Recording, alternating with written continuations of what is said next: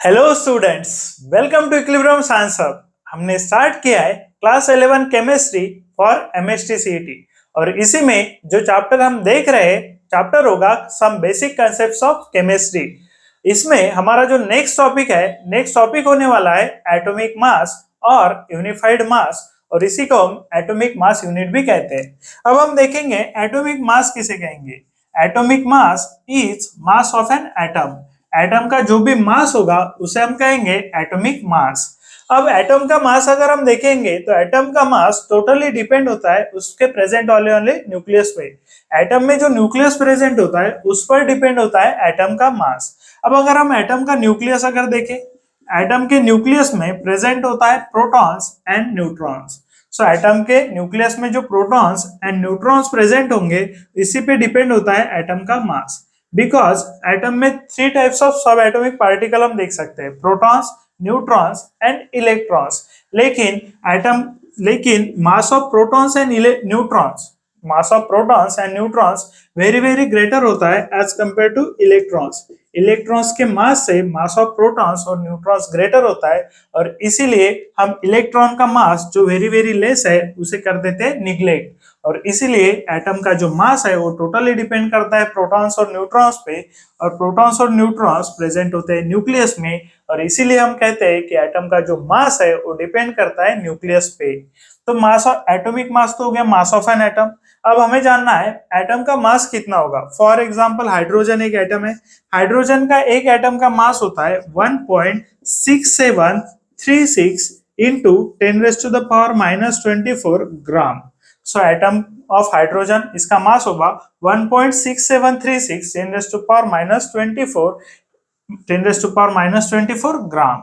अब अगर हम देखें तो इसमें जो मास है इसे अगर हम ध्यान में रखना चाहते हैं, इसे हम यूज करना चाहते हैं, तो हमारे जो कैलकुलेशंस होंगे वो बहुत ही ज्यादा हार्ड हो जाएंगे अगर हम ये वैल्यूज यूज करेंगे for the mass of an atom. जो वैल्यूज हमें दी गई है ग्राम में, ग्राम की अगर वैल्यूज देखें हर एटम की, तो हमारे पास कार्बन है, हाइड्रोजन है, नाइट्रोजन है, ऐसे जो एटम्स है इनकी जो ग्राम में वैल्यूज देगी वो बहुत ही क्रिटिकल वैल्यूज होंगी जो हमें कैलकुलेशंस में हार्ड जाती है, और इसीलिए हमने इस वैल्यूज को कन्वर्ट किया है यूनिफाइड मास में या फिर एटॉमिक मास यूनिट में। और इसी कंसेप्ट को आज हम पढ़ने वाले हैं कि एटम का जो यूनिफाइड मास होगा उसे कैसे कैलकुलेट कर सकते हैं और इन वैल्यूज का कन्वर्शन एटॉमिक मास यूनिट में या फिर यूनिफाइड मास में कैसे किया गया है। यूनिफाइड मास को हम डिनोट करते हैं यू से, दैट इज जो भी एटम का मास हम आगे मेजर करेंगे वो मेजर करेंगे यू में, और फिर atomic mass unit that is AMU और यू में, और जो ग्राम में मास होता है इसका कन्वर्शन हम करेंगे यूनिफाइड मास में। तो नेक्स्ट कंसेप्ट हम देखेंगे that is conversion of gram to atomic mass unit और यूनिफाइड मास। और इसीलिए हमने एक रेफरेंस वैल्यू ली है और रेफरेंस वैल्यू आईयूपीएसी ने हमें दी है, दैट इज आईयूपीएसी ने एक रेफरेंस वैल्यू दी है और रेफरेंस वैल्यू दी है carbon 12, that is carbon having atomic mass 12, और इसी पर से हमें बताया गया है दैट इज यूनिफाइड मास का कंसेप्ट। और इसका जो मास एग्जैक्टली कंसीडर किया गया है आईयूपीएसी द्वारा दैट इज 12.00 यूनिफाइड मास, और इसको कंसीडर करने के बाद ही बाकी वैल्यूज को हमने यूनिफाइड मास में कन्वर्ट किया है।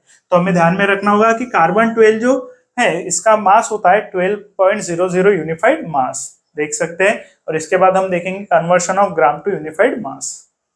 जो ग्राम में मास है उसे हम कन्वर्ट करने वाले यूनिफाइड मास में, और इसीलिए हमें एक रेफरेंस वैल्यू की जरूरत थी और वो रेफरेंस वैल्यू हमें दी गई है आईयूपीएसी द्वारा, दैट इज कार्बन 12 जो होगा हमने अभी भी देखा है कार्बन 12 का मास हमें एग्जैक्टली लेने को बोला गया है 12.00 यूनिफाइड मास, और इसी को रेफरेंस कंसीडर करके हम बाकी जो वैल्यूज है, बाकी जो एटम्स है दैट इज हाइड्रोजन, ऑक्सीजन, सभी जो एटम्स है इनको कन्वर्ट करेंगे यूनिफाइड मास में।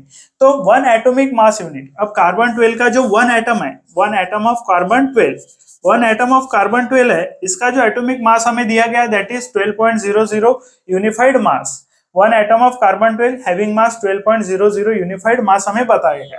अब हमें फाइंड करना है one atomic mass unit, that is 1 AMU की वैल्यू कितनी होगी।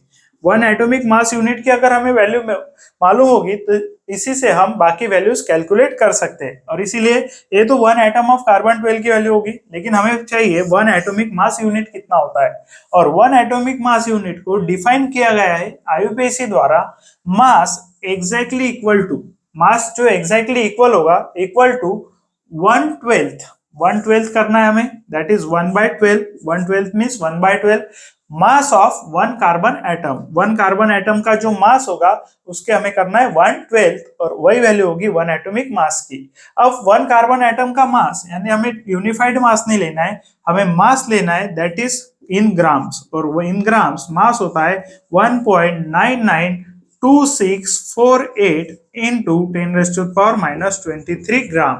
अब आप देख सकते हैं वन एटम ऑफ कार्बन है और वन एटम ऑफ कार्बन का मास है 1.992648 10⁻⁻23 ग्राम। अब ये वैल्यू है वन कार्बन एटम के मास की और ए भी वैल्यू है वन कार्बन एटम के मास की। ये जो वैल्यू है ये ग्राम में दी गई है और ये जो वैल्यू है ये यूनिफाइड मास में दी गई है। आप देख सकते हैं कौन सी वैल्यू आपको ध्यान में रखने के लिए आसान है, और इसीलिए अगर यूनिफाइड मास की वैल्यू आसान है ध्यान में रखने के लिए, इसीलिए ग्राम की वैल्यू जो है उसे कन्वर्ट किया गया यूनिफाइड मास में।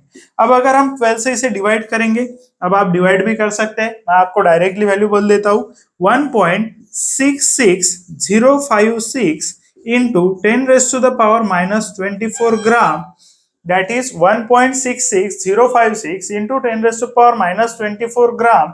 इतनी वैल्यू आई थी वन एटॉमिक मास यूनिट की या फिर वन यूनिफाइड मास की, और वन एटॉमिक मास यूनिट को कंसीडर करके ही बाकी वैल्यूज को कैलकुलेट किया गया दैट इज यूनिफाइड मास की। और इसी पर से हाइड्रोजन की जो वैल्यू दी गई है वो दी गई है वन यूनिफाइड मास। अब अगर हाइड्रोजन की वैल्यू ग्राम में कंसीडर करें तो ग्राम में वैल्यू है 1.6736, अभी हमने देखा था 10⁻⁻24 ग्राम। अगर हम ग्राम में देखें तो 1.6736 वैल्यू है, यूनिफाइड मास में वन यूनिफाइड मास दी गई है। अब अगर यहाँ पर कंसिडर देखें वन एटॉमिक मास यूनिट या फिर इसे वन यूनिफाइड मास भी कह सकते हैं, इसे भी वन एटॉमिक मास यूनिट कह सकते हैं, one and the same thing है that is one atomic mass unit and one unified mass. तो अगर हम वैल्यू देखें वन यूनिफाइड मास या वन एटॉमिक मास यूनिट की 1.66 है, 10⁻⁻24 है, यहाँ पर भी देखें 1.67 है, यानी पॉइंट में थोड़ा सा डिफरेंस है दैट इज 66 एंड 67, तो इसे कंसीडर किया गया one unified mass that is one atomic mass unit और one unified mass for the hydrogen. और इसी तरह से बाकी वैल्यूज को भी कैलकुलेट किया गया दैट इज ऑक्सीजन, कार्बन की तो हमें दी गई है, कार्बन 12 यूनिफाइड मास है। उसके बाद अगर हम देखें बाकी values that is oxygen, nitrogen, helium, neon, argon, सभी की वैल्यूज यूनिफाइड मास में या फिर एटॉमिक मास यूनिट में इसी तरह से कन्वर्ट करके दी गई है that is one unified mass equal to इतनी वैल्यू लेंगे और इसी से कैलकुलेट करेंगे। एक एग्जांपल भी हम इसके बाद देखेंगे जहां से हम कैलकुलेट करेंगे यूनिफाइड मास में वैल्यू, देख सकते हैं। और वन एटॉमिक मास यूनिट को डिफाइन किया गया है mass exactly equal to, mass exactly equal होगा 1/12, 1/12 यानी 1/12 mass of one carbon atom. One carbon atom का मास देखा हमने और इसी से वन एटॉमिक मास यूनिट की वैल्यू भी फाइंड की, और वन एटॉमिक मास यूनिट से ही अब बाकी वैल्यूज हम फाइंड कर सकते हैं, देखेंगे। नेक्स्ट हम देखेंगे मास ऑफ एन एटम अगर हमें ग्राम में दिया गया है तो उसे यूनिफाइड मास में कैसे कन्वर्ट कर सकते हैं। तो देखेंगे यहाँ पे mass of an atom of oxygen in gram. अब ऑक्सीजन का एक एटम दिया गया है और इसी ग्राम में वैल्यू दी गई है, ग्राम में वैल्यू होगी 26.56896 इंटू 10⁻⁻24 ग्राम्स। अब ग्राम में वैल्यू जो दी गई है हम देखेंगे मास इन ग्राम, मास इन ग्राम किया गया है हमें, और फॉर ऑक्सीजन अब वैल्यू है 26.56896 इंटू 10⁻⁻24 ग्राम। अब हम अगर देखें one atomic mass unit equal to, अभी हमने फाइंड किया गया है, अब one atomic mass unit equal to हमने फाइंड किया है 1.66056 10⁻⁻24 ग्राम। अब अगर हम देखें वन एटॉमिक मास यूनिट की वैल्यू हमें पता है, ग्राम की वैल्यू पता है हमें ऑक्सीजन की, मास इन ग्राम हमें पता है ऑक्सीजन का, तो इसी से सिंपली हम फाइंड कर सकते हैं यूनिफाइड मास। और unified mass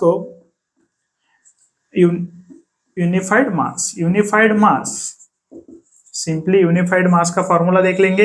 unified mass for oxygen, oxygen के लिए देखना है हमें, इसलिए unified mass for oxygen equals to हम लिखेंगे न्यूमरेटर में दैट इज 26.56896 इंटू 10⁻⁻24। ये वैल्यू हो गई दैट इज ऑक्सीजन की इन ग्राम्स। इसे डिवाइड करना है हमें सिंपली एटॉमिक मास यूनिट से, 1 एटॉमिक मास यूनिट से अगर इस वैल्यू को डिवाइड करेंगे तो हमें वैल्यू मिल जाएगी इन यूनिफाइड मास 10⁻⁻24। ये तो कैंसिल हो जाएगा। अगर आप 1.66056 से 26.56896 को डिवाइड करेंगे, अब डिवाइड करने के लिए बहुत ज्यादा हार्ड हो जाएगा आपके लिए, तो आपको डायरेक्टली वैल्यू बता देता हूँ। ये वैल्यू आएगी 16.0 unified mass, that is oxygen का मास आएगा, दैट इज 16.0 यूनिफाइड मास। तो अगर हम देखें यूनिफाइड मास ऑफ ऑक्सीजन 16.0 आ गया, तो हमें ग्राम में वैल्यू अगर दी गई है, ग्राम में वैल्यू दी गई है तो उसे डिवाइड करेंगे 1 एटॉमिक मास यूनिट से। कौन सा भी एटम आपको दिया गया हो, यहाँ पे ऑक्सीजन दिया गया था, इसके अलावा भी कौन सा भी एटम आपको दिया जाए और उसकी वैल्यू आपको यूनिफाइड मास में चाहिए, ग्राम में गिवन है, तो उसे 1 एटॉमिक मास यूनिट से करना होगा डिवाइड। और इसीलिए इससे पहले हमने फाइंड करी थी 1 एटॉमिक मास यूनिट की वैल्यू। इसके पहले हमने देखा 1 एटॉमिक मास यूनिट की वैल्यू कैसे फाइंड कर सकते हैं, उसे फाइंड किया था रेफरेंस कार्बन से। और अब एटॉमिक मास यूनिट को, अब 1 एटॉमिक मास यूनिट से हम फाइंड कर सकते हैं values of unified mass for any atom. अगर ग्राम में वैल्यू पता है तो यूनिफाइड मास में कन्वर्ट कर सकते हैं। इसी तरह से हमने देखा हाइड्रोजन का जो यूनिफाइड मास है 1 यूनिफाइड मास है, हाइड्रोजन का भी इसी तरह से फाइंड कर सकते हैं, ऑक्सीजन का भी हमने सेम फाइंड किया। अब हाइड्रोजन का अगर मास देखें तो वो था 1.6736 10⁻⁻24 ग्राम में। अब इसे यूनिफाइड मास में करना है, सिंपली 1 एटॉमिक मास यूनिट से डिवाइड कर दीजिए 1.66056 10⁻⁻24। अगर हम अप्रोक्सीमेटली देखें, अप्रोक्सीमेटली ये वैल्यू आएगी 1.00 यूनिफाइड मास। तो हाइड्रोजन की सिंपली ऐसे फाइंड कर सकते हैं, दैट इज हाइड्रोजन का मास इन ग्राम, उसे डिवाइड करेंगे 1 एटॉमिक मास यूनिट से। ये वैल्यू नियर अबाउट सेम है, इसलिए 1 यूनिफाइड मास लिखे। ऑक्सीजन का फाइंड करना था, ग्राम में वैल्यू लिए 1 एटॉमिक मास यूनिट से डिवाइड कर दिए 1 एटॉमिक मास यूनिट से। तो इसी तरह से आप वैल्यू, बाकी वैल्यूज भी फाइंड कर सकते हैं। इसी तरह से हम देखें तो सल्फर की वैल्यू आएगी 32 यूनिफाइड मास, सल्फर की वैल्यू आएगी 32 यूनिफाइड मास। इसी तरह से अगर हम देखें तो सोडियम की वैल्यू आएगी 23 यूनिफाइड मास। और इसी तरह से बाकी वैल्यूज भी आप देख सकते हैं। अब हम कुछ इंपॉर्टेंट एटम्स देखेंगे और देखेंगे उनके यूनिफाइड मासेस। तो देख सकते हैं यहाँ पे फर्स्ट ऑफ ऑल आ गया हमारा सोडियम 23 यूनिफाइड मास। इसके बाद आया क्लोरीन, क्लोरीन का होगा 35.5 यूनिफाइड मास। इसके बाद आ गया हाइड्रोजन जो सबसे ऊपर होगा 1 यूनिफाइड मास। इसके बाद हम देख सकते हैं sulphur, that is 32 unified mass, sulphur का यूनिफाइड मास होगा 32 यूनिफाइड मास। इसके बाद देख सकते हैं नाइट्रोजन 14 यूनिफाइड मास। इसके बाद देख सकते हैं ऑक्सीजन जो भी हमने फाइंड किया है 16 यूनिफाइड मास। तो इसी तरह से ये वैल्यूज हमारे लिए इंपॉर्टेंट होगी फॉर द कैलकुलेशंस। कुछ कैलकुलेशंस हमें करने हैं आगे और इनके लिए यूनिफाइड मासेस की वैल्यू इंपॉर्टेंट होगी, तो आप लिख सकते हैं आपके बुक में।